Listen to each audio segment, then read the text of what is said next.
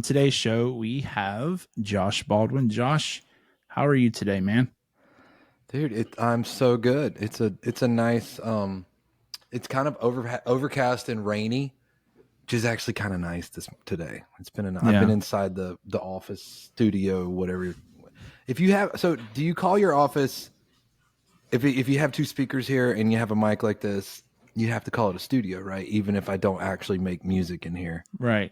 So that's what I say. I say it's my studio, but it's really just an office. You just really need to just get like one a of those man cave. on-air signs.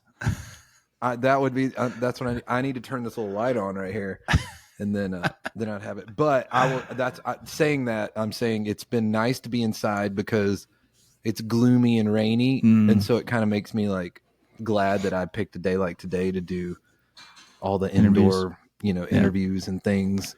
And it's kind of a vibe. Do you remember that show Full House? And then the uncle, they had the basement, and he would have that red light bulb that would flash, and that means don't go in the Uncle basement. Jesse. It's recording. Yeah. Oh yeah, dude. I know all about that. I'm an '80s and '90s kid. Yeah. I'm an old man. Those shows were prime kid years for me. TGIF. Are you kidding me? Thank God it's Friday. Family Matters. Is it Thank God it's Friday or Thank God it's funny? Thank God it's Friday. Okay, yeah. It didn't matter. God was. It was funny. So. Yeah, you're thanking God, and it's funny and Friday. Yeah. Well, when we have guests on, we like to go on your social medias and do some stalking. And so we saw one thing outside of music that you like to do is play golf. And so that's something that we like to do. But I want to know if you've ever done Top Golf before. Oh gosh, yes, all the time. I do love golf. I just love sports. Sports are probably, it's like sports and then music for me as far as just like things that I love to do. Are you a college guy or just pro? Both. I love, I grew up, basketball was always my favorite. And so I'm from North Carolina. So I grew up loving Duke basketball.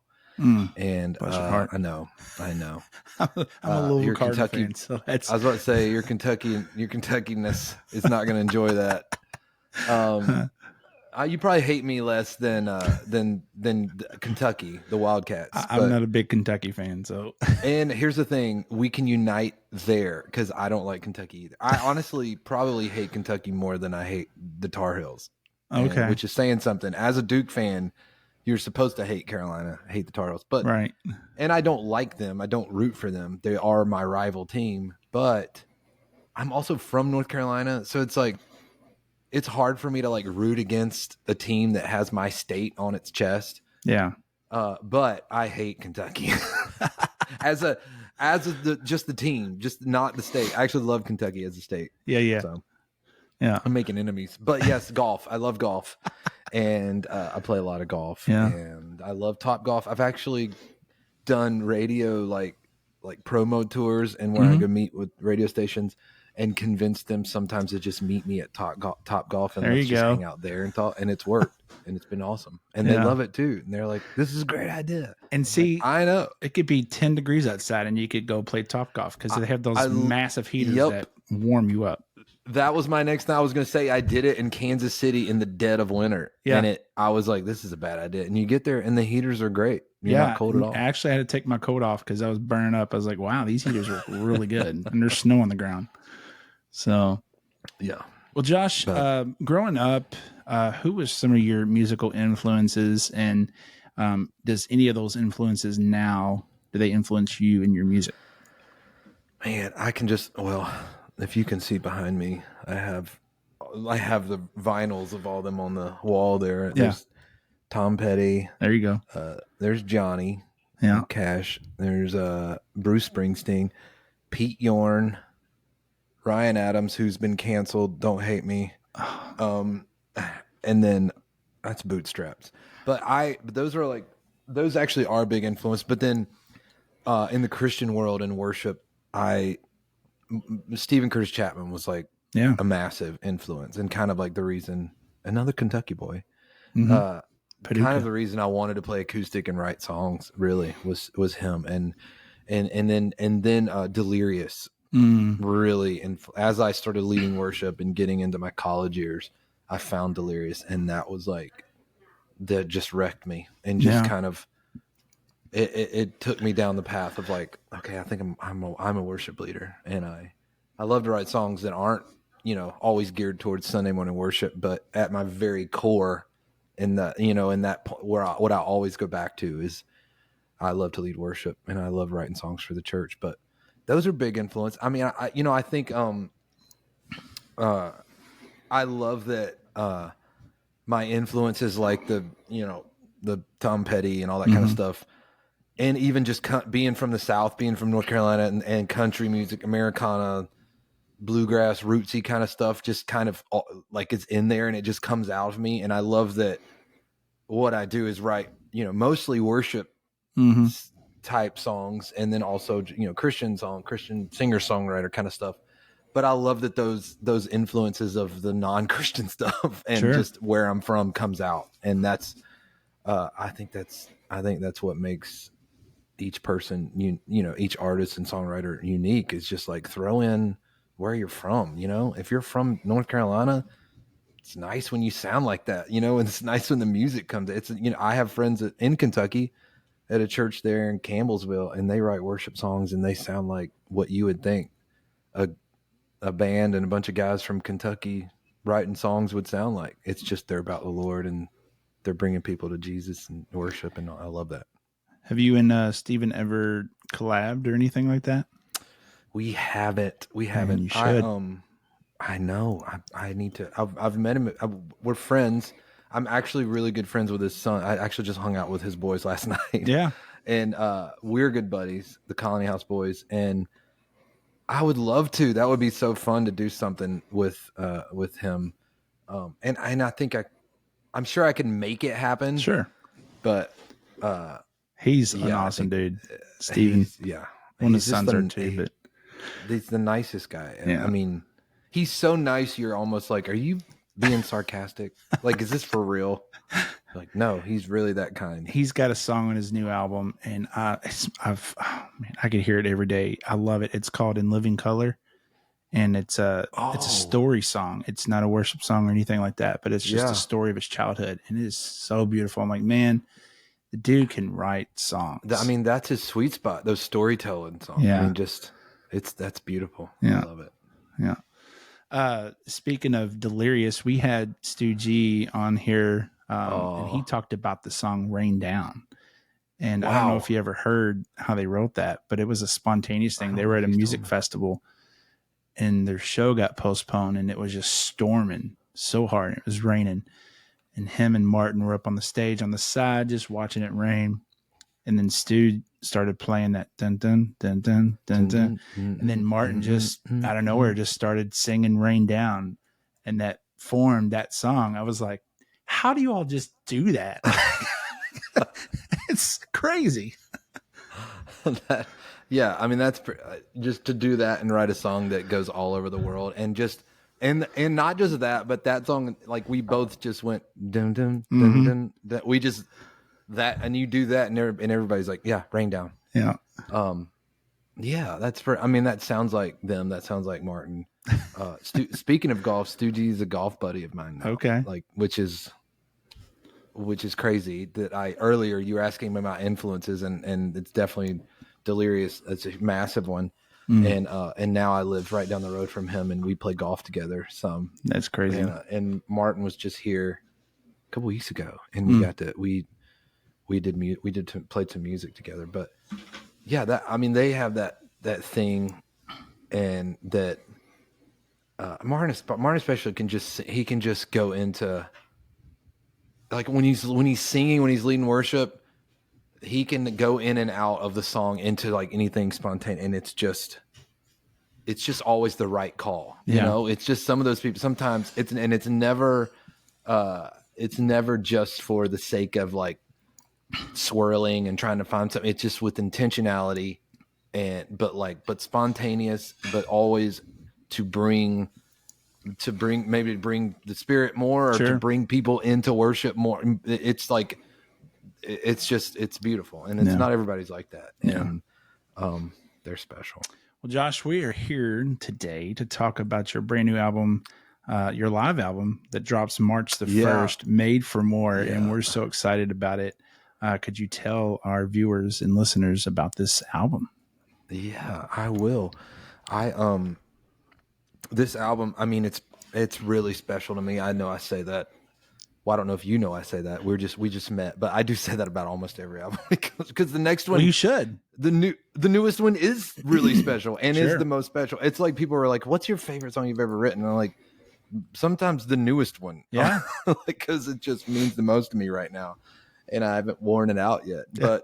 But this one does feel a little extra special to me, and it feels like I feel like it's my favorite album that I've been a part of. And a lot of it's a live album. It was kind of a return. I say a returning. I don't ever think I left like leading worship. I mean, I still lead worship, but it was like, I've made a few albums in a row where they were a little more artist driven and in the studio and had some Sunday morning worship songs on there. But as a whole, there were a lot of more kind of artist driven song, if that makes sense. And this was more of like, okay, I'm still a worship leader. That's still what I do the most and what I love the most. So I think I want to make a live worship album. And we originally were going to do it and do like take old songs from previous album, those previous artist album. My last one was Where the Glory Is. And then before that, Evidence. We were going to take songs from that and do them live and just, have these live versions of these songs that we hadn't had before. And that was the goal with this album. And then as we got down the road of, the logistics and planning for the album and everything and where we can do it, I was always writing songs, and I was turning in these new songs to Bethel Music. And then when I wrote Made for More, which is the title track, we kind of just felt like that song was so special that we were like, we got to get this song out. Maybe we put this on the album. And it was like, okay, well, maybe we'll just have one new song on this album. And then I started looking back at other songs. I was like, guys, I have a lot of these new songs that I love and just feel like, and they were all very worship, very like Sunday morning church kind of, accessible songs. And I was like, what if this album is just all new songs? And so they let me do it. They listened to me. And so that's kind of how this happened. It just Made for More was such a special song that we needed to get out and knew we wanted to, that we kind of built the rest around that and just, and I love it because these are songs that I'm so glad I didn't have to sit on for another year or two or whatever to get them out. And some of them have been on other like I wrote a couple of these songs with Gateway down in Dallas, and they were on their albums, and I led both. I got to go down there and lead them, and so I had versions of these two of the songs on there. I had another song that I had done on our Bethel Music Come Up Here album that we recorded out in the Redwood Forest with the Ewoks and everybody, and so I had a song on that album that really I was like, this is great because we did that album's live. I mean, it's us out there in the woods playing, but it's not live in a sense. There were no other people. We're not leading worship. There was no, or, we are leading worship, but there were no people there. So, it was cool to be able to do that song with a crowd. And then I had another song on there that I had written with Passion that they had put on their album, but I had never done a version of it. So there's a few songs on there that aren't, if people follow me at all, they might recognize them from other little things. But as a whole, these were like all new songs. And then I did a cover of I Speak Jesus, which has just been like my favorite song to lead. Yeah. And so this album, it feels special because it's live. It's the first live album that I went into like knowing that we were recording a live album. I have an old live album that I called Live at Church that we released during the pandemic. And really, I went back and picked through different worship sets that I had done at Bethel Bethel Church, and then we put those together. So it was a live album, but it was from moments that I didn't know. It wasn't. There were just moments that I'd already led, and so it was the first time. This album was the first time that I went into this night knowing, okay, we're recording, it's live, don't mess up, no, or do, and we'll figure it out. But So that's special. And then just that it's and I keep looking over here because I actually have the vinyl over here that no one's seen. You can send it to me. I'll send you this copy. But nice. That's the vinyl. Okay. So, I can mark that question off. I was going to ask you if that was coming out. You're going to ask it the vinyl? we love vinyls. Everything just sounds better. Isn't that crazy? Look at that. Look at that orange. Oh, nice. It does. So, but yeah, it's special because it's live, but also like even the band or like guys that have been playing with me for years. I'll pull this out, the insert. This is just for me and you. These are all the band guys, but I've been playing music with all these guys for over 10 years, most of them. Joe, the drummer, he started playing with me when he was 14 years old, and he just turned 31 last week. So, yeah, and that's what made it special too, that it was our Bethel music family, and they came here to Tennessee. We recorded it at our little church down the street from where we live, called Hope You See. So see, that's what I miss. That was a long answer. The lyrics. I like seeing the lyrics. I like looking at the thank you notes, the pictures. Just all that. That's what I love about it too. And they did everything I wanted to do, intentional with all the pictures. Yeah. Everyone that had anything to do. My wife is on here, my kids. And then they, threw the horse and everything, which I love. And you get the lyrics on there. That you don't get that anymore. No, you can't go to Family Christian and buy your $14.99 CD anymore. I know. I have CDs of it down here too, but it's funny. Most people would rather have vinyl, and nobody has a CD player anymore. Yeah. But yeah, it makes it special to be able to hold it. Yeah. My son, not last Christmas, the year before last, he really wanted a Discman. And I said, son, how do you even know what a Discman is? And he saw it on TV somewhere. And so we bought the boy a Discman for Christmas. And that's amazing. I have all these CDs from when I was a child. And so he's like, Dad, you still have them? I wish like, I had. DC Talk, Jesus Freak, and all this stuff. And my Delirious. Gosh. And he's got all these CDs. And I'm like, some of them are scratched. I'm like, yeah, they're old. Yeah. Oh, I wish I still had my old CDs. Oh man. If a zombie apocalypse happens, I'll have a way to listen to music. So yeah, you could still do it. We're all screwed unless we have vinyl. But even then, how are we going to listen to it? Yeah, without power. Yeah, true. Well, this is a fan-based podcast, and so we have listeners that always write in questions. And so when they know we're interviewing someone, we like to try to get those out. And so we had a fan of yours. Okay, wow, Emily. Oh my goodness, all the way from London, Emily. England. And she wants to know the story behind your song Evidence. All right. Okay, Emily. That story is, I wrote that with two buddies of mine, Ethan Hulse and Ed Cash. Ed Cash, the lead singer for We the Kingdom. And this was, I'm trying to think, I think We the Kingdom had just got going when we were writing and doing this. But the song started with me and Ethan and just singing. We had that chorus. We started writing one day, and this was when I lived out in California in Redding. And I remember he came over, and we just had that chorus. I see the evidence of your goodness all over my life. And we sat on that. We tried to write verses to that for maybe a year, it felt like. And it was that the chorus moved us so much that nothing we ever came up with felt right. Sure. Felt like it fit well. And it's like, no, that's not good enough. This chorus is... It's got to pull out the emotion. And I remember when we got with Ed and we were talking about it, and then it kind of led to us talking about like our families and how, what does that mean, seeing the evidence of his goodness in your life.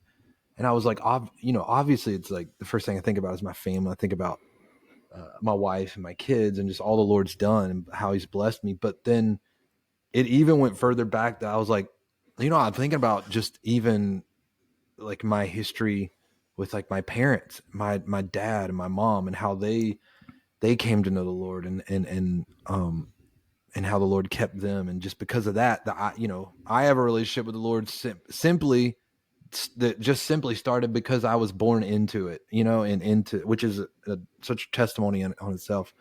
But then we're not going further back and I think about my mom's parents who were also believers, and she, grew up in that. But then my dad, they weren't. My dad's father was an alcoholic. My grandfather was an alcoholic. He wasn't a believer, and my dad never heard him tell him he loved him, like especially not sober.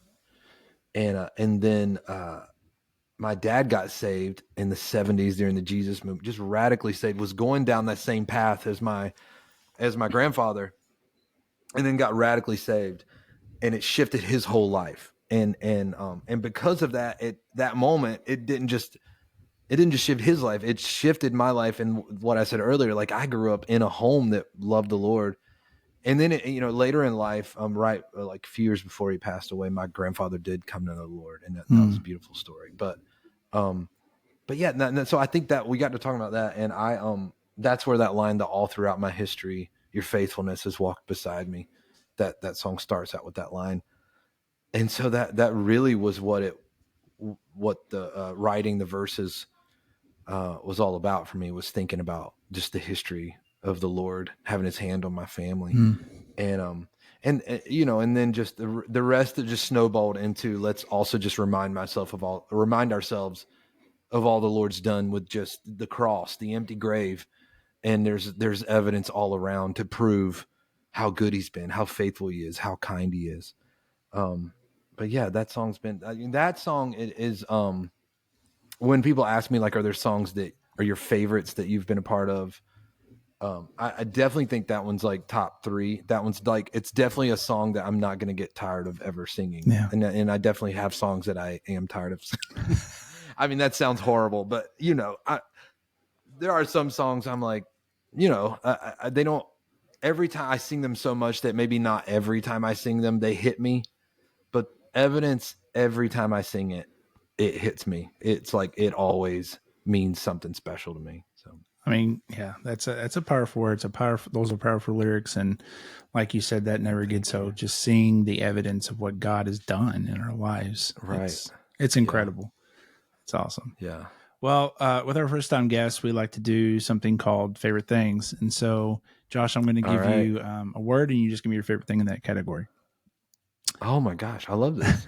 What is your favorite food? Oh gosh, it's so tough. I mean, you know what? I just want to say pizza. I think because I don't have it as much as I used to. Yeah. And it's just always, I never just like bummed about having pizza. What do you like on your pizza? I'm pretty boring. I'm just like, give me a pepperoni with some mushrooms, black olives. Not pineapple and chicken. But I was about to say, I'm also a guy that doesn't mind pineapple, but I'll do pineapple and pepperoni. Okay. You know what I've been doing lately with my pizza is I'll add honey. I'll just like drizzle honey on it. It's kind of ruined. Yeah. A lot of chains are doing that. Kind of always do it. Yeah. Yeah. And so, yeah. Hot honey or something like that. So. Yeah. Oh yeah. Right. Do you have a favorite movie? Oh man. I'm a big Star Wars fan. Mm-hmm. I mean, I wouldn't say I'm not like a dorky big Star Wars fan, but my kids are huge Star Wars fans. We do love the Star Wars movie. I will say, growing up, like in my 20s, my favorite movie is probably Tombstone. Okay. I don't know if you remember that movie. Yep. Val Kilmer, Doc Holliday, all that. I think that was just like probably one of my, because I just quoted it so much, and so I think that was one of my favorites. But gosh, I have a lot of favorites. I love sports movies. I'm honestly a big documentary guy, so I love. If I just had to have one thing that like I just watch the rest of my life, and that's it. Like you can only have one thing. I would probably say, give me the Last Dance documentary about Jordan and the Bulls.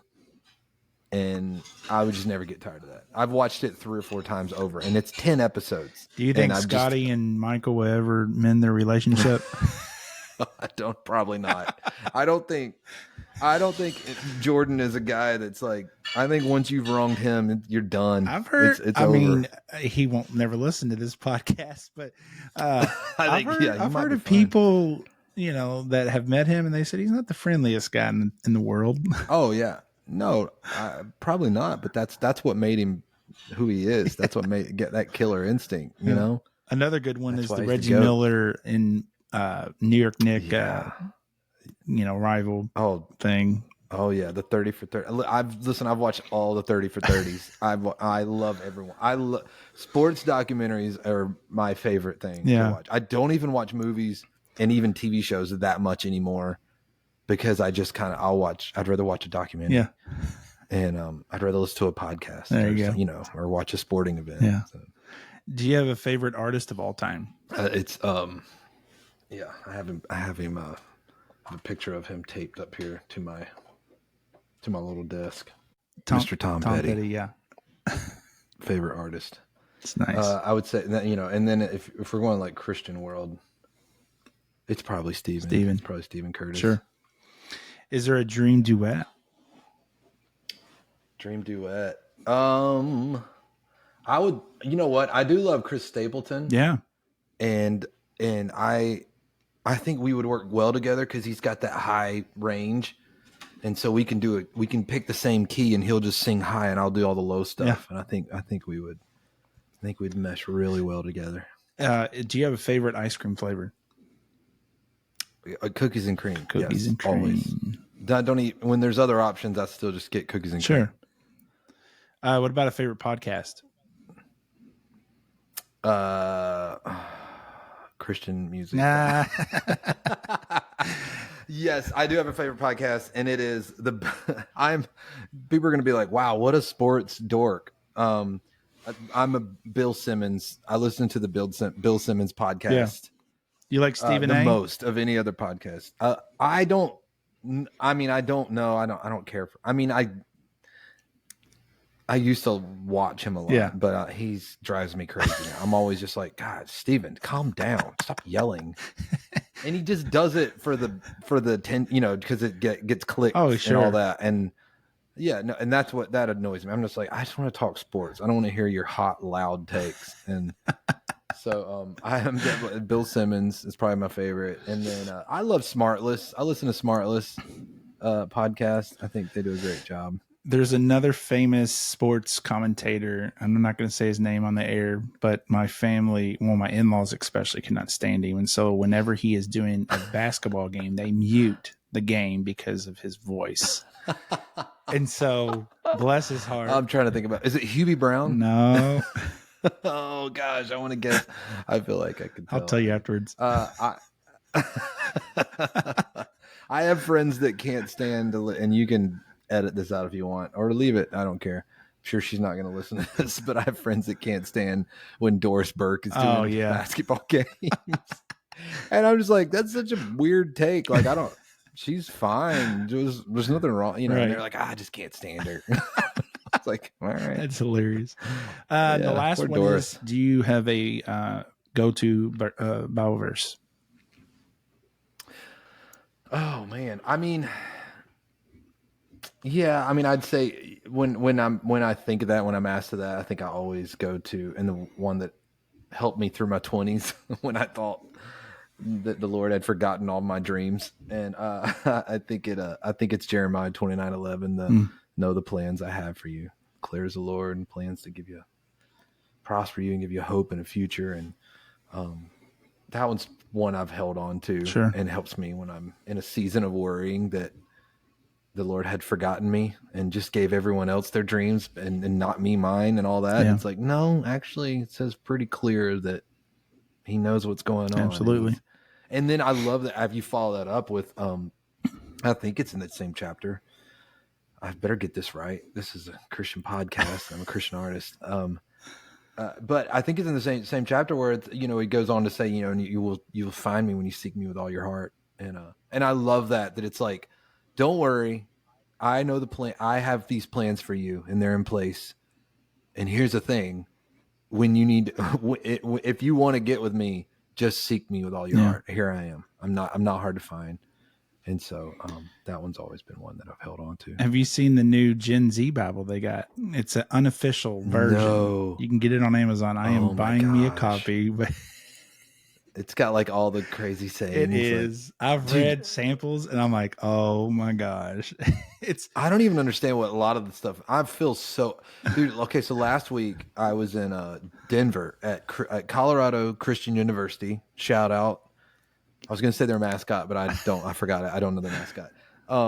But I was leading a worship night there with my buddy Mac Brock. Mm-hmm. Shout out to Mac, one of my Just best had buds. him on. Okay, yeah. Awesome.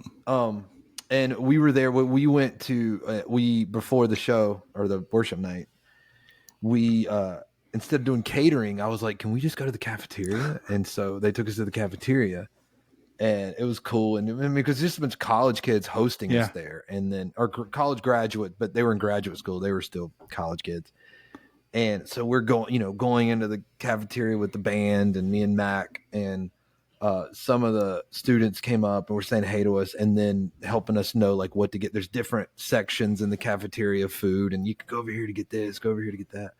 And one kid was like, dude, you go over here and it's like the meat veggies thing, and but honestly it's all kind of mid. And I was like, what? It's all kind of mid? What does that mean? And I felt so old. Yeah. I felt so old anyway walking through there, but like I had to ask him what that meant, which I think it just means like kind of blah, kind of meh. My son says sus, but like suspicious. Okay. My kids say cap. Yes. Like, oh, that is cap. It's like, what does that mean? It's like means like you're lying. So I'm like, oh, so when I hear like no cap, that just means you're not lying. But I don't even understand that. That makes sense. Thou shalt not cap. Now I remember. You know what I mean? Thou shalt not cap. That's probably in the Gen Z Bible, isn't it? And it's like, and it's honestly probably like the Lord's like he's going to spew if you're mid, he'll spew you out of your mouth, out of his mouth. That's awesome. You're lukewarm. Yeah. Well, besides your new album coming out, Made for More, what else do you got going on, and how can our listeners keep up with you? Oh, wow. What am I doing? I'm heading, I have trips and things here and there. I'm doing a little tour with my buddy, David Leonard, in May, that we're going to do some runs and just lead worship nights together. So that'll be fun. And and then fun stuff coming up in the fall that I don't know if I can talk about, so I'm scared to say. You'll know about it. That's probably the biggest thing is like I'll be going out and doing some worship nights here and there, and then a tour with David in May. But and that's all. Like you can find that out on joshbaldwin.com. I think that's my website. I hope. Or Instagram. Or like and subscribe to my YouTube channel. MySpace. Something like that. So MySpace. still have a no, I don't still have a MySpace. Well, I think I have a TikTok, but I have like 200 followers and I never post. I don't even open it. I don't even know. Well, Josh, to wrap up, I'd like to see if you'd be willing to share something that God's been doing in your life recently that would help build our viewers and listeners' faith. Yeah. Wow. You know what?